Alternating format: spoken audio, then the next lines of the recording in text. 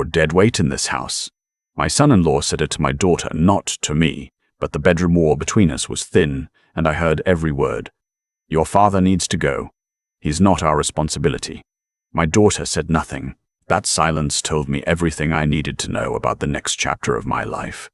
I'd come to live with them 14 months earlier, after Eleanor, my wife of 31 years, died of a stroke on a Tuesday morning in October.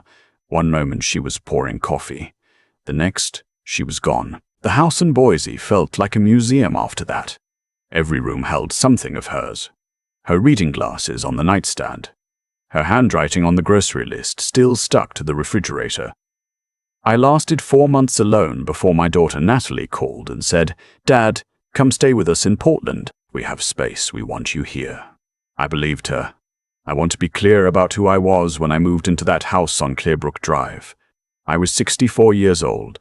I had spent 38 years building a commercial insurance consulting firm in southwestern Idaho. I sold it 18 months before Eleanor died, quietly, to a firm out of Denver that had been circling for years. The sale closed at just over $9 million. I paid my taxes, put the bulk into managed accounts and municipal bonds, kept the Boise house, and told almost no one what I received. Not because I was ashamed of it. Because I'd spent enough decades watching money change people to know better than to announce it, my daughter knew I had sold the business. She did not know what I'd sold it for. I let her believe the number was modest, comfortable, but not remarkable. That version of her father fit more neatly into her life. I moved into Natalie and her husband Martin's house in northeast Portland on a cold February morning. Their home was a craftsman with a deep front porch and a maple tree in the yard that would have been beautiful in autumn. Martin ran a digital marketing agency that always seemed to be doing slightly less well than he implied. Natalie worked part-time for a non-profit focused on food access. They had one child, my granddaughter Iris, who was 7, and had her mother's eyes and her grandfather's stubborn curiosity about how things worked. Martin helped me carry boxes from the rental truck. He was pleasant that day. Efficient. The kind of man who is useful when there's a task to organize, but becomes vague when the task requires feeling something. My room was at the end of the upstairs hall, smaller than the guest room, which had been repurposed into Martin's home office. They'd set up a daybed and a dresser and a narrow bookshelf. I hung 2 photographs on the wall, one of Eleanor from our trip to Nova Scotia in 2009 and one of Iris at age 4, asleep in my lap at Christmas. Those 2 photographs became my company on the evenings when the house felt like someone else's home, which was most of them. I paid them $1,500 a month from the start. My idea, not theirs, though Martin accepted it with the ease of someone who had been quietly hoping I would offer. I framed it as contributing to household expenses. It was closer to rent. I understood that. I didn't mind it. What I was paying for wasn't the room. It was proximity to Iris and to what remained of my family, and to some version of the future that didn't feel like sitting in a museum waiting to die. I started noticing things around month 4.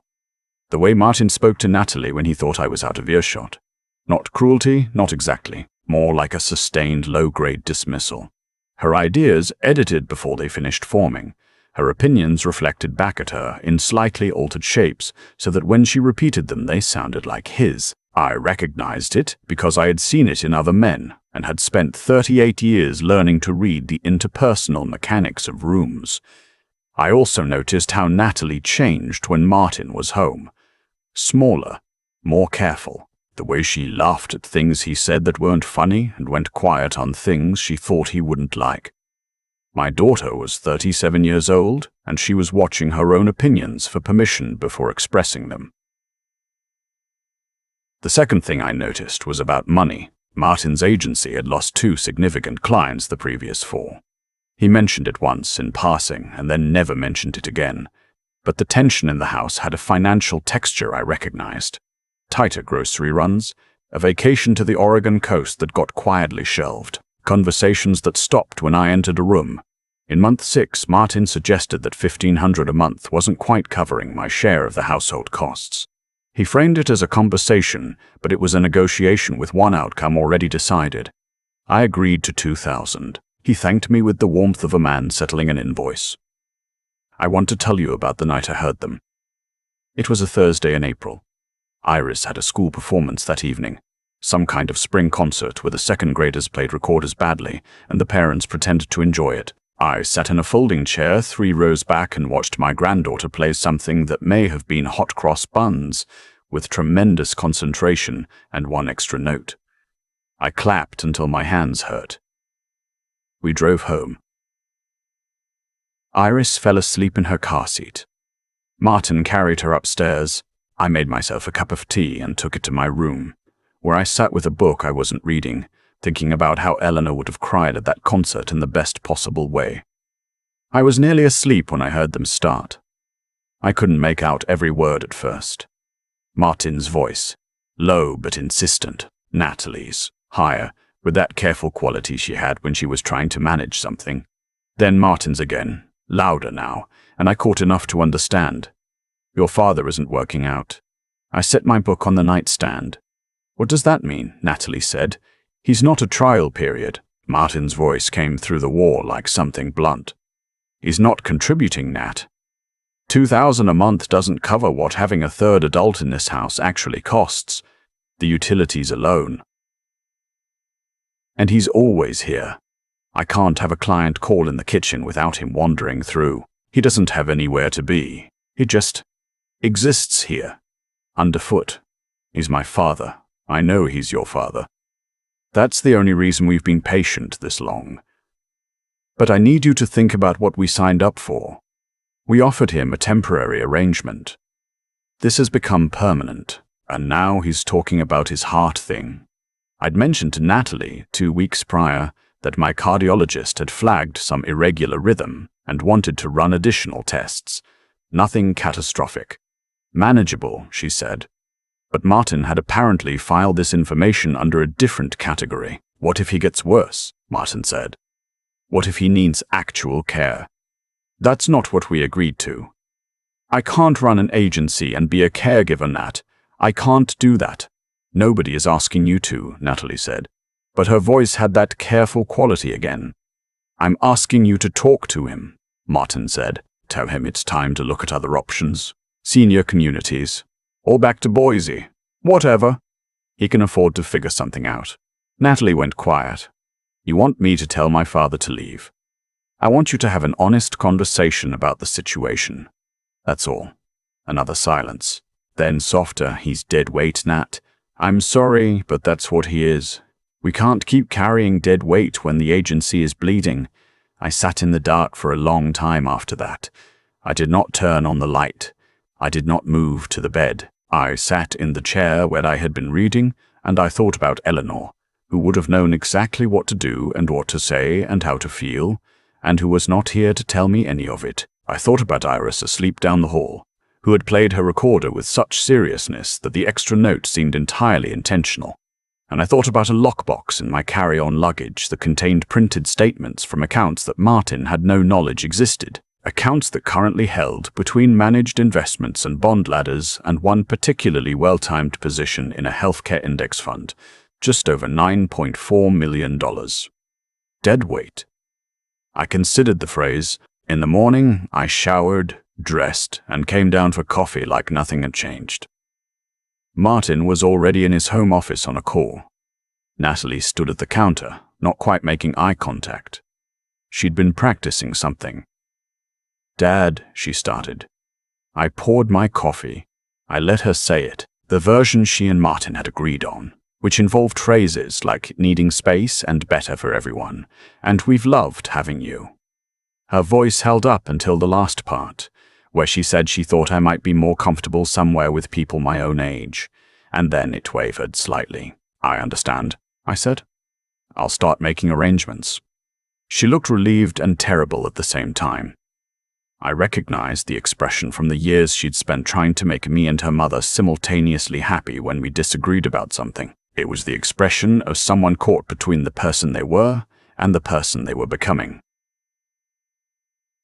I went back to my room and opened my laptop.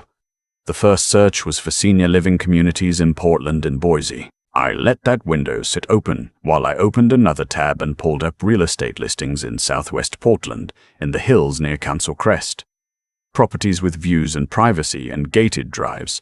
Properties that started at $700,000. I made a call that afternoon to a woman named Christine at Morrison Pacific Realty. She had a calm, professional manner and a very brief pause when I told her my budget was up to $800,000 and I was prepared to pay cash. Then she asked when I wanted to begin viewings. Tomorrow, I said. 2 days later, I walked through a house on Westover Ridge that I had no business being able to afford, according to everything Martin knew about me. 3 bedrooms. A study with built-in shelves and a window facing the West Hills. A kitchen with a gas range and enough counter space to actually cook on. A back deck overlooking a terraced garden that someone had put serious care into. The master bedroom had a clawfoot tub in the adjoining bath that Eleanor would have used until the water went cold. I stood on the back deck while Christine went through the specs. Built in 2016, she said. Previous owners relocated to Boston for work. They want to close fast. I looked at the garden. I said, I'd like to make an offer today. I am going to tell you what I wrote in the note I left on the kitchen counter the morning I moved out. Natalie, thank you for opening your home to me after your mother died. It meant more than I could say, and I hope you know that.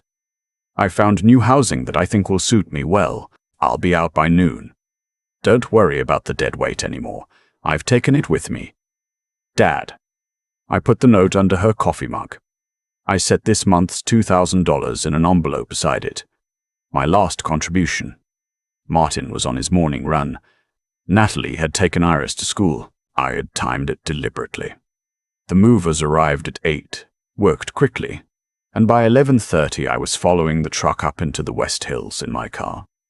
Watching Portland spread out below me in the morning overcast, the way it does in April when the clouds sit low and everything looks like a photograph. Someone took too early in the day. The house was mine by 3 o'clock when the last box was inside. I stood in the study. The built-in shelves were empty. My books were still in boxes. I poured myself 2 fingers of bourbon from a bottle I had packed specifically for this moment, and I sat in the one chair I'd already positioned facing the window, and I looked at the West Hills, and I felt something I had not felt in 14 months. I felt like myself. 5 days later, I called my estate attorney. His name was Conrad Whitfield, and we had worked together for 11 years, since before the sale of the firm, since before Eleanor got sick. Conrad had the measured, unhurried manner of a man who had seen enough human drama to stop being surprised by it. Conrad, I said, I need to update my will, and I need you to arrange a meeting with my daughter and her husband. There are things they should know about my finances. A pause. Then, how much do they not know? Enough, I said. He arranged the meeting for the following Thursday. Neutral office, downtown Portland. He told me later that when they walked in, Martin was doing the thing he did, slightly ahead, setting the pace, already framing the room in his favor. Conrad placed a single document on the table, a portfolio summary. My name at the top. The current balance printed in clean black type, $9,418,000. Martin stared at it for what Conrad described as a full 15 seconds without blinking. Then he said, "That can't be right." Conrad confirmed that it was. He walked them through the sale of the firm 5 years prior, the investment structure, the bond accounts, the real estate holdings. $9 million. Carefully managed. Steadily growing. He lived in our house, Martin said. He paid us $2,000 a month. Martin's voice changed. He never said anything. He wasn't required to, Conrad said. Martin looked at Natalie. She was staring at the table. Conrad continued, "Your father wanted you to have this information because he's updating his estate documents. You were previously listed as primary beneficiaries. He's reconsidering that arrangement. He'll be in touch when he's ready." Martin made it to the parking garage before calling Natalie, who had taken a different elevator and was standing beside their car when he arrived. What Conrad's window apparently overlooked perfectly. "Did you know?" Martin said. "No." She didn't look at him. "Of course I didn't know. $9 million, Nat. He was sitting in our house paying us $2,000 a month like some kind of," he searched for the word, Like some kind of test. Natalie said nothing. Martin's voice got quieter, which was somehow worse. We told him to leave, Nat. We told him to go find somewhere else to be, and he had $9 million. She still didn't answer. That was apparently the moment it landed for her, not the money itself. The other word, the one Martin had said through the bedroom wall on a Thursday night in April when he didn't think anyone was listening. My phone showed 23 missed calls by Saturday evening. I watched them accumulate with the mild interest of someone observing weather. I called Conrad Monday morning. Begin preparing the updated documents, I said. The grandchild trust should be the priority. We settled on $2.5 million in an irrevocable trust for Iris, accessible at 25. A separate educational provision that could cover any accredited institution she chose, starting immediately if needed. The trust was structured so that neither Natalie nor Martin could access, redirect, or borrow against it under any circumstances. Conrad filed the documents Tuesday. I drove to Iris's school on Wednesday afternoon and waited in the parking lot. I'd called the school office ahead of time to let them know I would be there. When she came out and saw me leaning against my car, she ran. Full sprint, the backpack bouncing off her shoulders. I caught her and she weighed almost nothing and everything at the same time. Hi, Grandpa. Hi, kid. We got ice cream at a place on Burnside that she'd mentioned twice in the past year, and I'd remembered because that's what grandparents do. She got mint chip. I got a single scoop of vanilla and ate about half of it. We sat in a window booth and she told me about a book she was reading about deep-sea creatures and about a conflict with a friend named Sophie that seemed to have resolved itself, and about how she was learning cursive and thought it was pointless but also sort of pretty. She didn't ask about the situation between me and her parents. I think she was afraid of the answer. Kids that age are perceptive about the things they choose not to see. When her mother picked her up from the ice cream shop, Natalie and I stood on the sidewalk for a moment while Iris climbed into the back seat. Dad? Natalie said. Not here, I said. Not like this. She nodded. She understood. She'd always been capable of reading a room when Martin wasn't in it. I received their letter 10 days later. It came to Conrad's office address, which was the only address they had for me. Natalie had written most of it. I could tell by the rhythm of the sentences, the way she returned the same phrase from different directions until she found the angle that felt honest.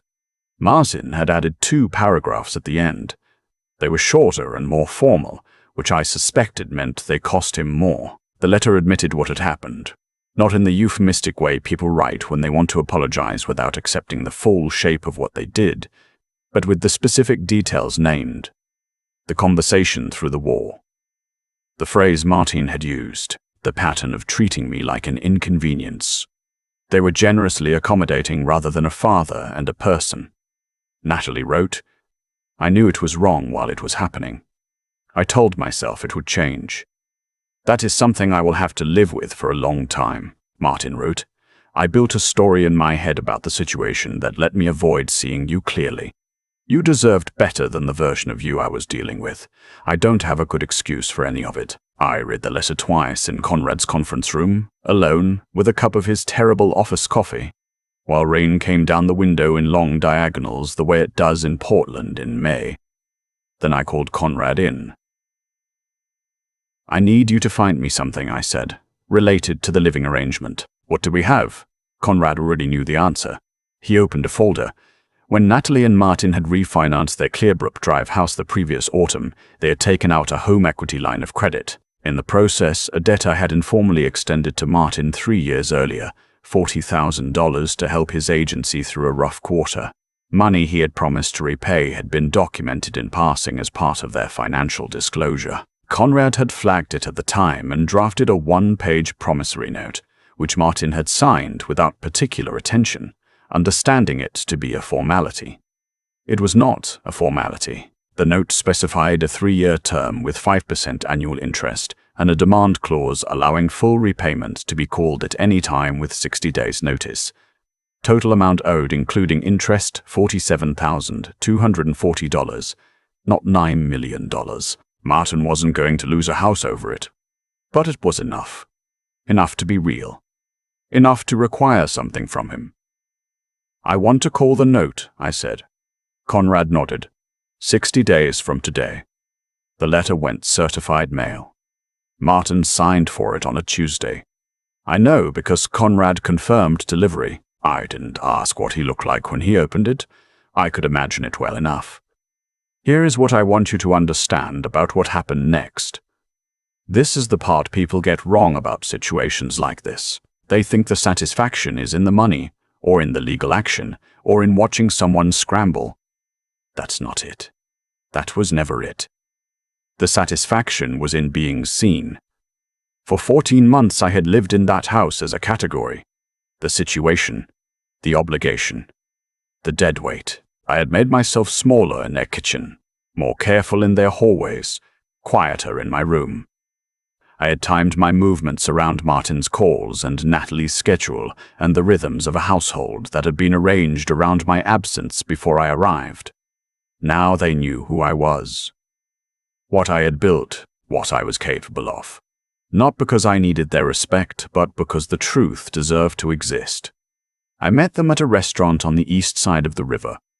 Quiet place, good light, tables far enough apart for a private conversation. I arrived first, ordered coffee, watched them come in. Martin walked slightly behind Natalie this time. The pacing had changed. They sat down. No one spoke for a moment. Natalie started. Dad, I know that nothing I say can... She stopped. Started again. You deserved a daughter who stood up for you. I didn't do that. I'm sorry for that specifically, not as part of everything. Just that. I should have stood up for you. She had practiced it. But the best versions of the things we practice are still true. Martin looked at the table. I said you were dead weight. I said that about your father, to your face, to your wife's face, in your home. He looked up. I don't know how to make that right. I'm not sure it can be made right. But I want you to know I understand now what I said, what it meant, what kind of man it made me. I drank my coffee. I asked them one question. The same question I'd been turning over since I read their letter. Are you apologizing because of what you found out, or because of what you did? Martin answered first, which surprised me. Both, he said. I won't pretend the money isn't part of why I'm sitting here. But the money is also how I finally understood the scale of what I dismissed. I couldn't see you clearly when you were just my father-in-law in a small bedroom at the end of the hall. When I saw that number on Conrad's desk, I finally saw the person it belonged to. I don't like that about myself. But it's true. Natalie was crying now, quietly the way she cried when she was trying not to. I slid a piece of paper across the table. Conrad had typed it up that morning. The 47,000 stays due, I said. I'm not forgiving that. You'll pay it in installments over 18 months. Conrad will handle the paperwork. That's accountability, not punishment. There's a difference. Martin nodded. Iris's trust is fully funded and irrevocable. Neither of you can touch it. Her education is covered regardless of what happens between us or between the two of you. Her future is protected from everyone's mistakes, including mine. Natalie closed her eyes. My will has been updated. I'm not going to tell you the specifics, except to say that the charities your mother cared about will receive the largest portion. You will receive something. What you receive will depend entirely on who you continue to become over the next several years. I'll be watching, not with judgment, with attention. Martin asked, will you be part of our lives? Iris's life. I looked at him for a moment. Then I said, Saturday mornings, the ice cream place on Burnside. Iris and I have an arrangement that's not negotiable, and it's not dependent on any of this. That continues, regardless of how the rest of it resolves. Something released in his face. We didn't shake hands when we left, but when Natalie hugged me on the sidewalk in the rain, she held on longer than she usually did, and I let her. The promissory note was paid in full 16 months later.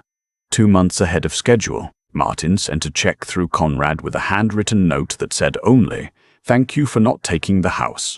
It's where my daughter grew up." I keep that note in my desk drawer.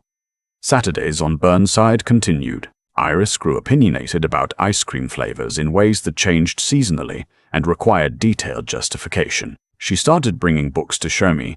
The deep-sea creatures gave way to a phase of Greek mythology, and then a sustained interest in architectural history that I suspect came from spending too many Saturday afternoons listening to me talk about commercial property development. She told me once, "Over the remnants of a waffle cone, Grandpa. You're the most interesting person I know."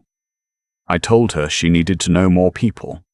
She told me she was working on it. My cardiologist cleared me for full activity in the fall, after 6 months of the medication regime she'd prescribed. The irregular rhythm had resolved, she told me I had, with reasonable management, many years ahead. I thanked her and scheduled my next appointment and drove home up into the West Hills with the windows cracked. The October air coming through cool and pine-scented the way it does in Portland when the season finally commits. I sat on my back deck that evening with a single glass of bourbon and looked at the garden, which I had spent the summer learning how to care for. I had made mistakes with it, cut things back too aggressively in June, and had to wait to see what came back. Some of it did. Some of it didn't. That's how gardens work. Eleanor would have known what she was doing from the first week. She had that quality. Certainty in living things. I'm still learning. But the deck is mine, and the garden is mine, and the study with the empty shelves I've slowly been filling, and the kitchen where I cook actual meals now with the gas range and enough counter space. The cat I adopted in August, a grey tabby named for no particular reason after the street where I grew up, who occupies the armchair I bought for reading and treats my bookshelf as a personal inconvenience. I am not the deadweight anymore. I am not the obligation at the end of the hall. I am 66 years old. I built something from nothing twice, once in business and once in the aftermath of losing the person I built everything with. I have a granddaughter who argues about ice cream flavors and reads about Greek temples, and will someday have access to $2.5 million and, I hope, the judgment to know what to do with it. I took the deadweight with me when I left. Turns out it was worth $9 million. And every morning when I walk into that study and sit in the chair facing the West Hills and drink my coffee in a house that is entirely, finally, completely mine, I think that's just about right. If this story moved you, leave a comment and tell me, what would you have done in my place? And if you haven't subscribed to Dark Revenge Stories yet, do it now. The next story is one you don't want to miss. I've been thinking lately about what it actually means to be seen, not praised, not agreed with. Just seen, the way you see a person when you finally stop looking at what they can do for you and start looking at who they actually are. Martin never saw me. Not once in 14 months. He saw a line item, a disruption to his morning calls, a variable in his household budget that wasn't returning enough value. I know that now, and I knew it the night I stood in a dark room listening to him call me dead weight through a wall thin enough to carry every word. But here's the thing I keep coming back to. I didn't leave because of what he said. I left because of what my daughter didn't say. Natalie heard those words and she went quiet, and that silence was the truest thing that happened in that house the entire time I lived there. It told me that the choice she was making, slowly, over months, without ever quite deciding it, had already been made. I don't say this to condemn her. I say it because I think this is how most of the damage between people actually happens. Not in the loud moments, in the quiet ones, in the decision to stay silent when something true needs to be spoken out loud. What I did after I left wasn't revenge.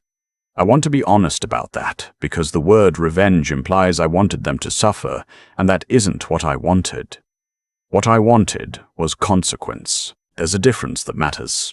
Revenge is about the other person's pain. Consequence is about the relationship between what a person chooses and what that choice costs them. Martin chose to treat me as something disposable.